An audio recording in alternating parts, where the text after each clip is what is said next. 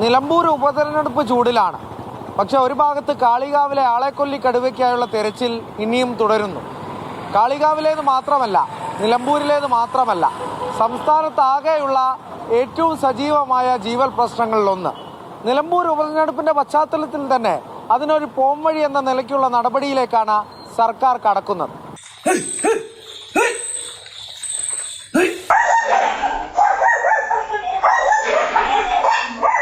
കൃഷിക്കും ജീവനും സ്വത്തിനും നാശം വരുത്തുന്ന വന്യമൃഗങ്ങളെ ഉപാധികളോടെ കൊല്ലുന്നതിന് അനുമതി തേടാനാണ് സർക്കാരിന്റെ തീരുമാനം. നിയമവകുപ്പ് സെക്രട്ടറിയുമായി കൂടിയാലോചിച്ച് ആവശ്യമായ നിയമനിർമ്മാണത്തിനുള്ള നിർദ്ദേശം സമർപ്പിക്കാൻ വനംവകുപ്പ് സെക്രട്ടറിയെ ചുമതലപ്പെടുത്തി. മനുഷ്യ വന്യജീവി സംഘർഷം രൂക്ഷമാകുന്ന പശ്ചാത്തലത്തിൽ കൂടിയാണ് സർക്കാരിന്റെ തീരുമാനം. എങ്കിലും പലതവണ ആവശ്യമുന്നയിച്ചിട്ടും പരിഗണിക്കാതിരുന്ന വിഷയത്തിലുള്ള ഇടപെടൽ നിലമ്പൂർ ഉപതെരഞ്ഞെടുപ്പിന്റെ പശ്ചാത്തലത്തിൽ കൂടിയാണെന്ന വിമർശനം ഉയരുന്നുണ്ട്. വനംവകുപ്പിനെതിരെ സിറോ മലബാർ സഭയും രംഗത്തെത്തി. വീട്ടിലും കൃഷിയിടത്തിലും കാട്ടുമൃഗങ്ങളെ മാത്രമല്ല, വനംവകുപ്പ് ഉദ്യോഗസ്ഥരുടെ കടന്നുകയറ്റം കൂടി ഭയന്ന് ജീവിക്കേണ്ടി വരുന്നു. ഇത് ഭരണകൂട ഭീകരതയെന്ന് തിരിച്ചറിയണമെന്നാണ് സിറോ മലബാർ സഭയുടെ വിമർശനം. വനംവകുപ്പിന്റെ അതിക്രമം അതിരുകടക്കുമ്പോഴും വാതുറക്കാത്ത വനമന്ത്രിയുടെ നിഷ്ക്രിയത്വം അവസാനിപ്പിക്കണമെന്നും സിറോ മലബാർ സഭ വ്യക്തമാക്കി. മാതൃഭൂമി ന്യൂസ്, മലപ്പുറം.